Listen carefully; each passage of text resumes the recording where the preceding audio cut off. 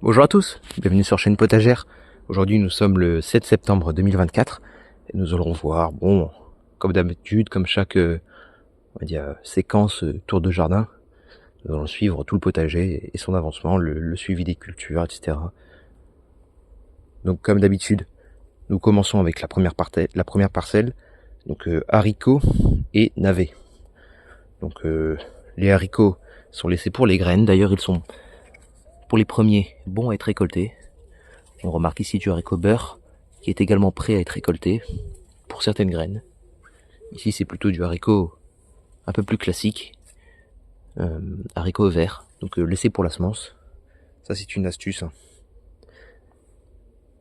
Ici nous avons une culture de navet et en fait je vais pas vous en dire plus parce que bon, le semis s'est bien déroulé.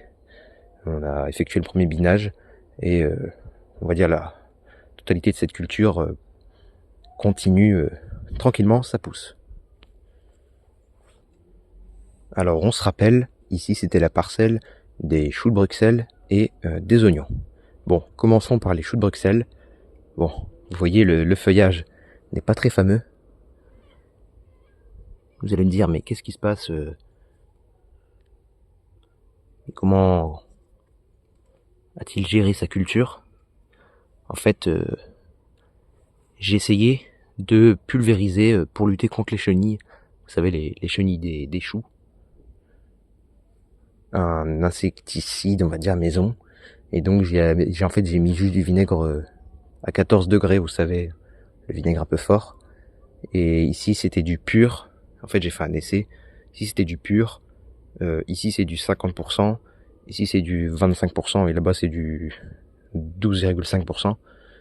Et ce que j'ai conclu sur cette expérience, c'est que les chenilles sont mortes en partie. Mais pas que les chenilles, parce que je me suis rappelé ensuite que cette utilisation de vinaigre ménager procure en fait, c'est ce qu'on faisait à l'ancienne pour désherber en fait les les chemins et les allées. Donc j'espère que je n'ai pas trop fait de bêtises. J'ai un peu blanchi les choux. Ils sont un peu, on va dire, abîmés sur le dessus du feuillage. Heureusement que je n'ai pas fait toute la plante. J'aurais eu de gros dégâts. Mais bon, en ce 7 septembre, les premiers choux de Bruxelles, je pense qu'ils ne sont pas encore prêts. Quoique, on peut déjà commencer certaines à récolter. Bon, c'est peut-être les premiers plants. Hein. Oui, je n'en vois pas d'autres sur les autres plants. Je pense que la récolte va être plus tardive. De toute façon, le chou de Bruxelles, on a le temps. Et puis, il peut refaire ses feuilles, je pense. Le cœur n'a pas trop l'air abîmé. Bon, c'est à surveiller, hein, on va dire. C'est à surveiller de près. Alors, revenons sur la culture suivante, qui était les oignons, et qui maintenant sont des épinards. Donc, toujours la succession des cultures. Donc, le désherbage a été effectué, bon, comme il se doit. Hein, c'est un bon désherbage qui a été fait. Qu'est-ce qu'il y a à dire de plus? Rien. La levée s'est bien passée. Bon, on a quelques attaques de limaces à certains endroits. À cet endroit ici, on a presque plus rien, entre guillemets. Bon, c'est compliqué, on va dire, cette année, les limaces. Bon, tant pis, hein. On fait comme ça. De toute façon, on n'a pas trop le choix. Mais bon, j'ai perdu quelques pieds là, certainement, avec les limaces. Mais bon, le reste des lignes se débrouille plutôt bien. Voilà, ici on avait encore du chou de Bruxelles qui a toujours été là, bon, rien à signaler de particulier. Également, bon, des feuilles un peu abîmées à cause de cet essai désherbage, cet essai, on va dire,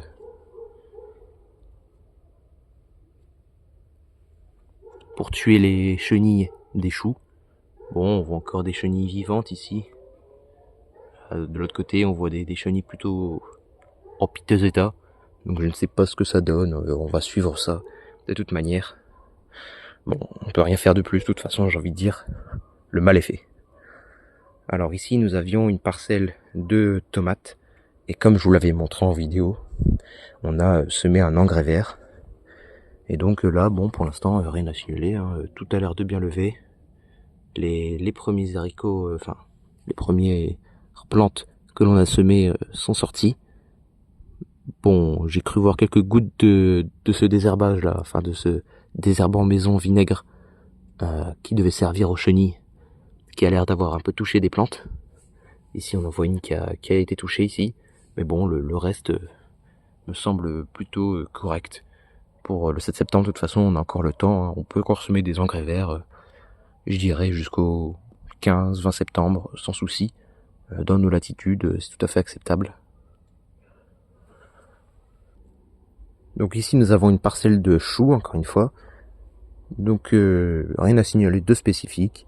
Les choux continuent leur croissance. On a commencé à récolter certaines espèces, des choux-fleurs notamment, même si les pommes n'étaient pas très grosses. On a également un peu de chou de Milan qui a encore une fois le temps, lui, de se former tout l'automne. C'est là où il va prendre un peu plus de corps, entre guillemets. Mais bon, comme d'habitude, hein, on remarque les dégâts des chenilles. Voilà, ça c'est embêtant. Oh là là, ça devient vraiment invasif. Il va falloir que j'achète un traitement certainement au BT. C'est quelque chose que je vais faire certainement les prochains jours. Passons à cette parcelle, donc betterave, un poireau et également des choux. Donc les betteraves, rien à signaler. On avait vu la dernière fois qu'elles avaient une carence en phosphore et ou potassium. Donc bon, on ne peut rien conclure pour le moment. Bon, les calibres ont l'air corrects, hein. C'est pas de la super grosse betterave. Mais de toute manière, la super grosse betterave a un goût plutôt, on va dire, de terre. Lorsqu'elle est vraiment très grosse. Donc bon, on va se contenter de ça, hein. On a 2 lignes espacées d'environ 20 cm. Et donc c'est de la betterave qui a été semée au mois de mai. Et donc c'est pas un souci. Normalement on devrait pouvoir quand même manger des betteraves pour tout l'automne, hiver, etc. Et donc ici, nous avons une betterave qui a été laissée pour graines. Les graines ont été faites d'ailleurs. Et il reste quand même une partie à laisser mûrir. Là, on a fait plusieurs betteraves pour les graines, pour avoir un brassage génétique intéressant. Vous voyez qu'il y a plusieurs tiges. Et en fait, il y en a une qui est plus tardive que l'autre au niveau des semences. Donc bon, on va faire 2 pots différents. Et puis on verra bien laquelle germe, sachant que j'ai déjà testé sur l'autre variété, on va dire l'autre betterave, et toutes les graines ont l'air de lever.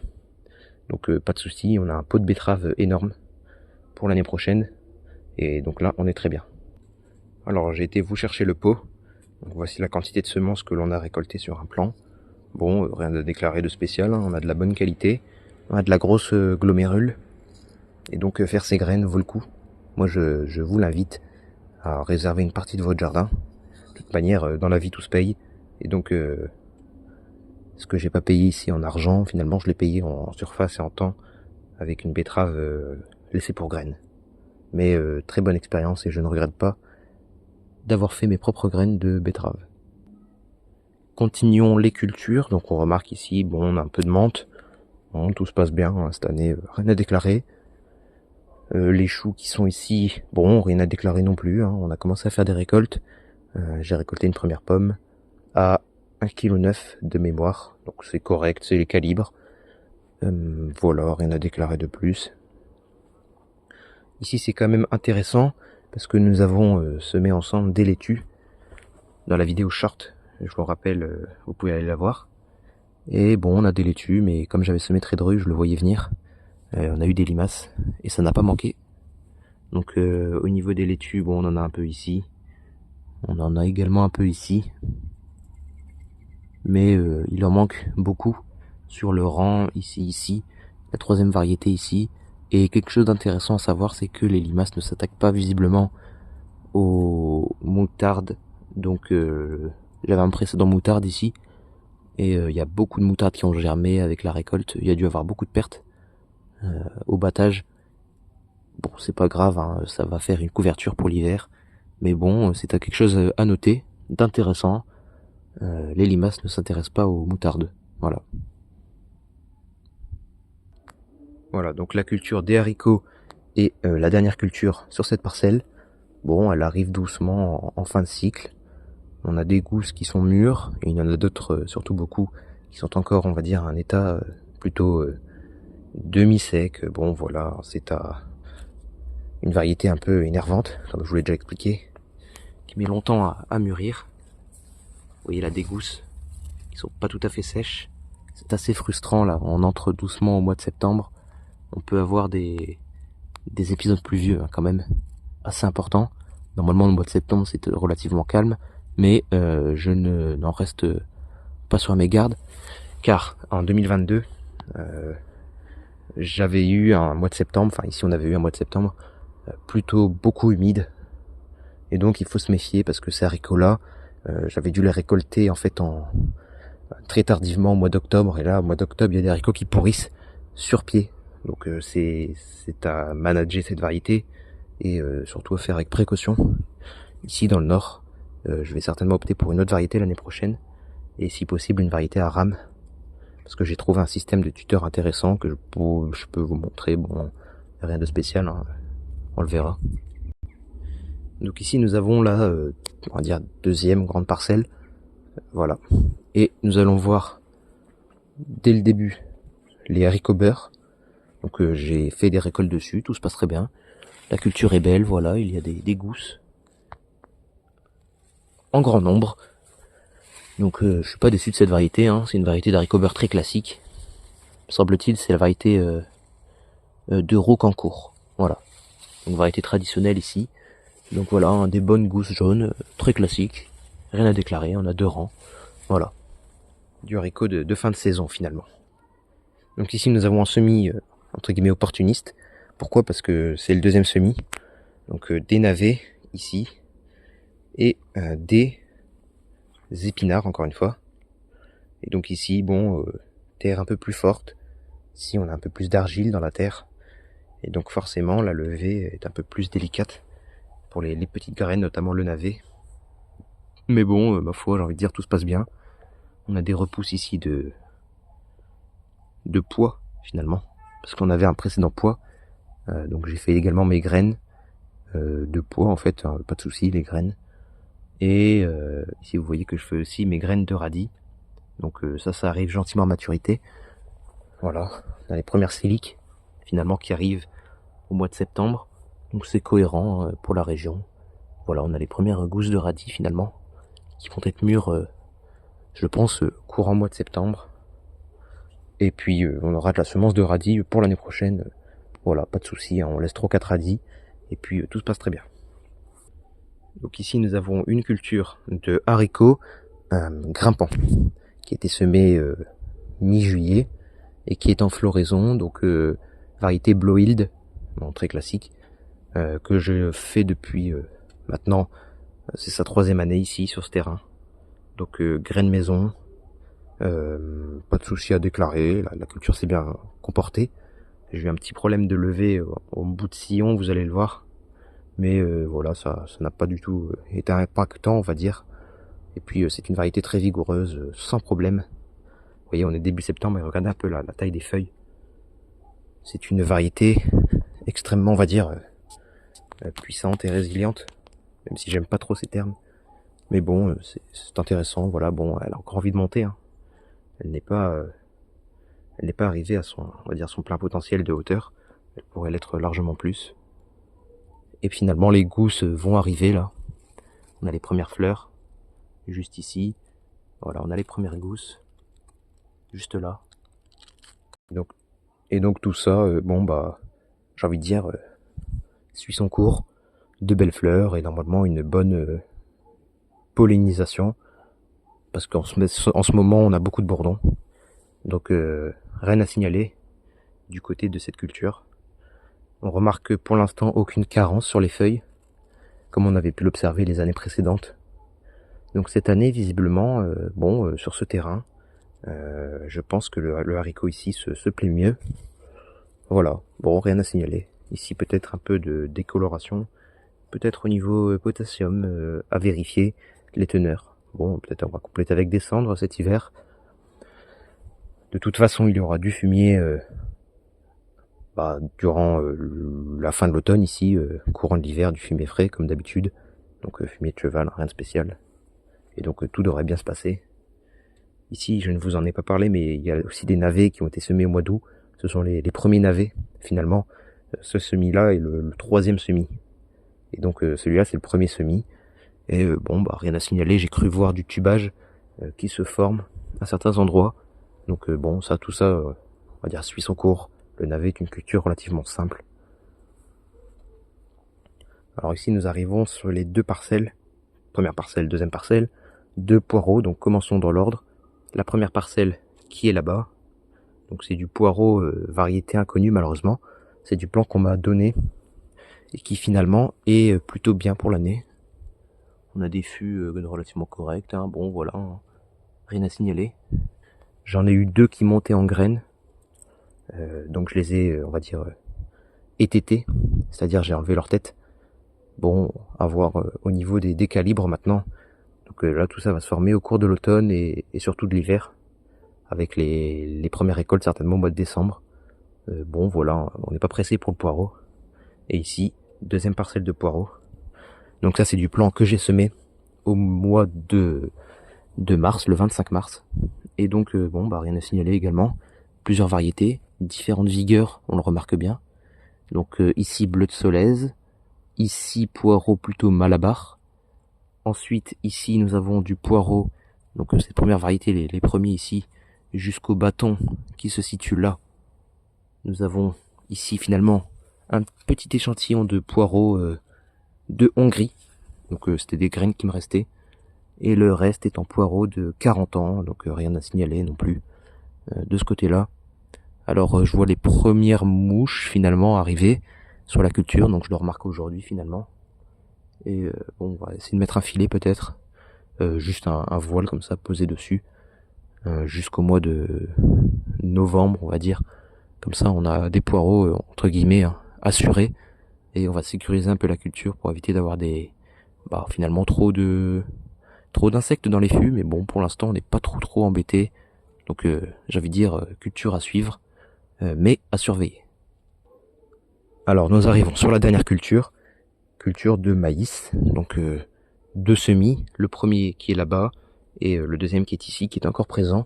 Le premier il est où? Il est au compost, en fait il a déjà été récolté comme je vous l'ai dit, et le deuxième semis finalement va pas tarder à arriver. Voilà, on a des épis qui se forment doucement, on a encore des fleurs, des épis en floraison, donc bon, ça va suivre son cours. Et en parlant de cours, il y a des courges qui ont été intégrées là-dedans. Donc ce sont des courges opportunistes, je ne les ai pas semées, et il y a deux variétés visiblement. Donc du potimarron, ici on voit un premier spécimen. Bon, ça a l'air de monter visiblement assez loin. Et on a également, j'ai vu ici, une courge plutôt musquée. Donc ici courge plutôt type butternut. Bon, à suivre, hein. Ce sont des courges opportunistes, il ne faut pas l'oublier, donc bon, ça a l'air de courir quand même, hein.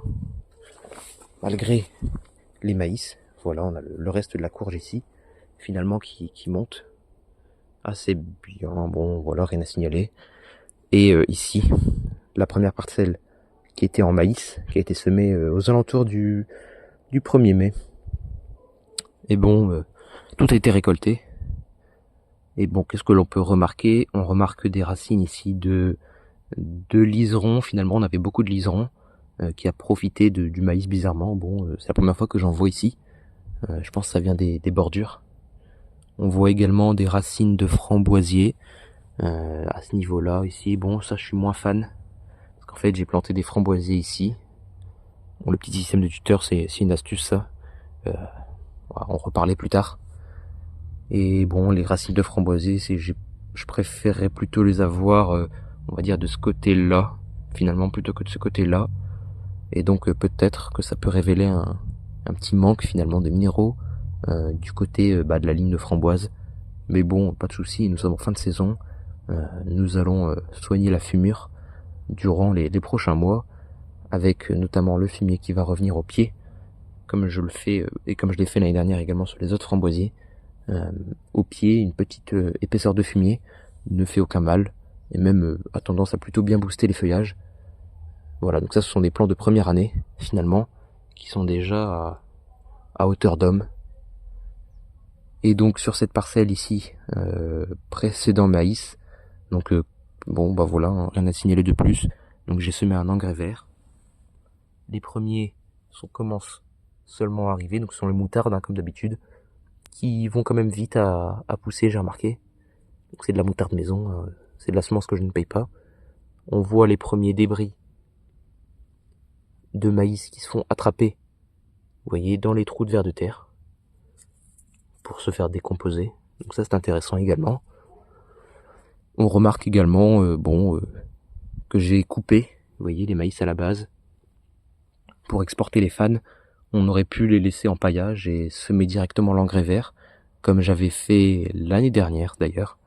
Mais cette année, comme je vous l'ai dit, elle est plutôt humide et les fans sont moins, on va dire, secs que l'année passée. Donc je préfère, on va dire, sécuriser encore une fois. Le jardin, c'est avant tout fait pour manger. Et donc on va éviter de s'amuser de trop. Et voilà, je préfère sécuriser et exporter les fans. De toute façon, ça se composte relativement correctement. Et puis, de toute façon, chaque année, le compost retourne dans les parcelles. Donc c'est une boucle fermée. Et pas de souci de ce côté-là. On va également y mettre du fumier. Il y aura les engrais verts certainement. Et donc finalement, le système reste positif, même si pour l'instant, on pourrait se dire qu'il est un peu appauvri. Bon voilà, rien à signaler de plus. Donc les framboisiers, comme je vous l'ai dit, hein, sur un système de tuteur relativement rudimentaire. Voilà, 3 tuteurs tortillons, ça fait une sorte de panneau. Bon, j'aime bien, ça me paraît correct. Bon voilà, on peut encore passer de l'autre côté. Et voilà, pour cette culture de maïs. À noter quand même que l'année prochaine ici, là ça fait 2 ans de suite que je fais du maïs. J'ai fait maïs l'année passée ici, et j'ai refait maïs cette année. Bon, j'ai un peu forcé les choses, on va dire, au niveau de la rotation, etc. des cultures. Bon, on peut le faire en maïs, hein, 2 ans de suite, ça se fait, hein, dans les champs d'ailleurs ça se fait aussi, sans trop de perte de rendement. Bon, j'ai quand même remarqué un effet un peu dépressif, hein, maïs sur maïs. L'année passée j'avais eu des maïs à environ 2,40 m. Cette année ils étaient plutôt à 1,60 m, 1 m, peut-être pour les plus hauts 1,90 m, ça dépend. Donc voilà, pour la culture de maïs. Donc récolte, on va dire moyenne. Comme je vous l'ai dit, je ne fais pas ma semence ici sur les maïs cette année. L'avantage de faire sa semence, c'est que on en a en général beaucoup. Donc on peut semer beaucoup. Et il nous en reste également beaucoup que l'on garde de côté, évidemment, au cas où on ne récolte rien, pour pouvoir en ressemer l'année prochaine, etc., etc., etc., en partager en profusion. Et donc moi je vais repartir sur la semence de l'année prochaine en maïs. Parce que si j'ai un problème plutôt génétique, entre guillemets, je vais pouvoir le voir l'année prochaine, avec encore une fois des plants pas très hauts. Vous voyez là, finalement ça c'est un plan que l'on n'aimerait pas avoir. Et d'ailleurs celui-là non plus, hein, c'est assez frêle, assez fin. Donc je ne sais pas trop à quoi m'attendre l'année prochaine. Et je vais vraiment essayer de soigner la fumure. Et surtout, il y a peut-être aussi un effet de densité finalement. Parce que j'ai vu en fonction finalement de l'irrigation, etc. que l'on met. L'année passée je l'avais irrigué le maïs, cette année je ne l'ai pas irrigué, et finalement l'année passée la densité était moins élevée, donc les plants avaient moins de concurrence entre eux, et finalement le voisin avait tendance à prendre moins d'eau finalement, parce qu'il y en avait plus, et surtout qu'il y avait moins de voisins. Donc on va essayer de faire des densités bien plus faibles en maïs l'année prochaine, ce qui nous fera également économiser de la semence, ce qui n'est pas un refus. Et puis en accord avec les études, on va dire, entre guillemets, la sous-densité ne fait pas forcément de perte de rendement et peut même favoriser la taille de l'épi. Donc ce que je vais faire, c'est que je vais essayer d'éclaircir cette fois-ci. Donc vous voyez là, j'avais fait des rangs à 40 et j'avais éclairci finalement pour laisser un maïs tous les 20 cm. Donc c'est peut-être un peu trop intense. Je vais plutôt l'année prochaine faire des rangs à 50 et éclaircir tous les 22-25 cm pour avoir une densité beaucoup plus faible, et on verra bien. Les cultures l'année prochaine, de toute façon, je vous l'ai dit, je repars avec la génétique d'il y a 2 ans, de 2023, au niveau de la semence de maïs, et donc ceci nous servira de leçon finalement, Et sur ces paroles, moi je vais vous laisser. Merci d'avoir regardé. À la prochaine.